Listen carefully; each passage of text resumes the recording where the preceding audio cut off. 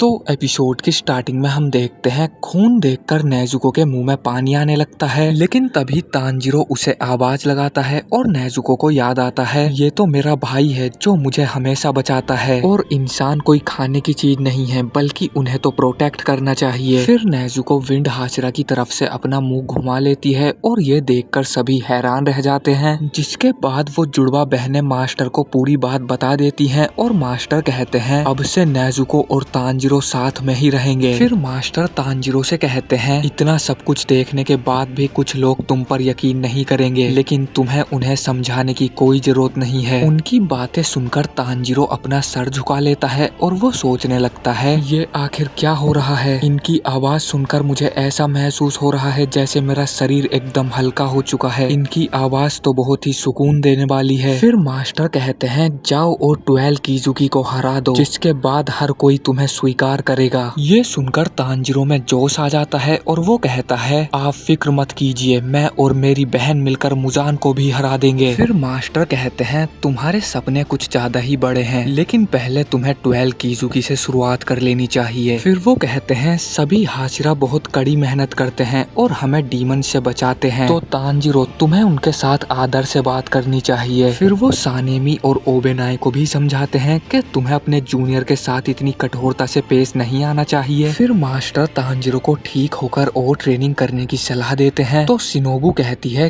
क्या मैं इन्हें अपने साथ ले जाकर इनकी मदद कर सकती हूँ। मास्टर भी इसके लिए मान जाते हैं, तो वहाँ पर कुछ काकुशी आकर उन दोनों को ले जाने लगते हैं, लेकिन तांजीरो कहता है प्लीज मुझे उस हाशिरा को मारने की इजाजत दीजिए क्योंकि उसने नेजुको को चोट पहुँचाई है। तभी मुइचिरो एक पत्थर उठाकर तांजीरो के फेंक कर मारता है और वो पत्थर उसको इतनी जोर से लगता है कि तांजीरो बेहोश हो जाता है। फिर वो वर्कर्स तांजीरो को वहाँ से उठाकर ले जाने लगते हैं, लेकिन जाने से पहले मास्टर उससे कहते हैं टमायो को मेरा हाय कहना, और ये सुनकर तांजीरो चौंक जाता है। फिर वो तांजीरो को उठाकर बटरफ्लाई मैंशन में ले जाते हैं, लेकिन वहाँ पर कोई नहीं होता है, तो वो उसे पीछे के गार्डन में ले आते हैं जहाँ एक लड़की खड़ी हुई थी। उसे देखकर तांजीरो को भी याद आ जाता है कि ये तो वही लड़की है जो हमारे साथ फाइनल सिलेक्शन में थी। तभी वहाँ पर एक और लड़की आती है जो उन्हें अंदर जाने के लिए बोलती है। जेनित्सु भी अंदर ही होता है जो दवाई ना खाने के मारे रो रहा था। फिर जेनित्सु तांजीरो को देखता है और वो खुश हो जाता है और वो तांजीरो को बताता है कि वो भी उसके पीछे पीछे पहाड़ पर पहुंच गया था। फिर तांजीरो जेनित्सु से इनोसुके के बारे में पूछने लगता है और उसे पता चलता है इनोसुके तो जेनित्सु के पास वाले बेड पर ही पड़ा हुआ है, लेकिन वो एकदम शांति से लेटा हुआ था, तो तांजीरो को पहले पता नहीं चला था। फिर जेनित्सु बताता है इनोसुके के साथ पहाड़ पर कुछ बहुत बुरा हुआ है और इसी वजह से वो ऐसा बर्ताव कर रहा है, जिसके बाद तांजीरो भी वहीं पर लेट जाता है और वो कहता है मैं खुश हूँ कि तुम दोनों सही सलामत हो। फिर तांजीरो नेजुको को एक कमरे में लेकर जाता है जहाँ पर सूरज की बिल्कुल भी रोशनी नहीं आ रही थी, और वो उन सभी लोगों का शुक्रिया करने लगता है जिन्होंने भी उसकी मदद की है। कुछ देर बाद नेजुको भी सो जाती है। वहीं हम मास्टर के मेंशन में देखते हैं जहाँ पर सभी हाशिरा मीटिंग कर रहे होते हैं और वो सभी डिस्कस कर रहे थे कि डीमंस की संख्या लगातार बढ़ती जा रही है और डीमन स्लेयर कम होते जा रहे हैं। जो नए डीमन स्लेयर आ रहे हैं वो तो किसी काम के भी नहीं है। फिर टेंजेन कहता है जो बच्चा आज आया था उसमें काफी ज्यादा ताकत थी, उसने तो तुम्हारा सर ही फोड़ दिया था, उस बच्चे में कुछ बात तो है। फिर सभी हाशिरा तांजीरो की तारीफ करने लगते हैं और मीटिंग खत्म हो जाती है। फिर मास्टर अपने रूम में आ जाते हैं और वो अकेले बैठे हुए सोच रहे थे मुजान की बुत्सुजी मैं एक दिन तुम्हें जरूर हराऊंगा। और ये एपिसोड यहीं पर खत्म हो जाता है। तो अगर आपको ये वीडियो पसंद आई है तो लाइक कर देना। पिछले सभी एपिसोड्स के लिंक आपको डिस्क्रिप्शन बॉक्स में मिल जाएंगे। मैं मिलता हूँ आपसे बहुत जल्द किसी नेक्स्ट एपिसोड में।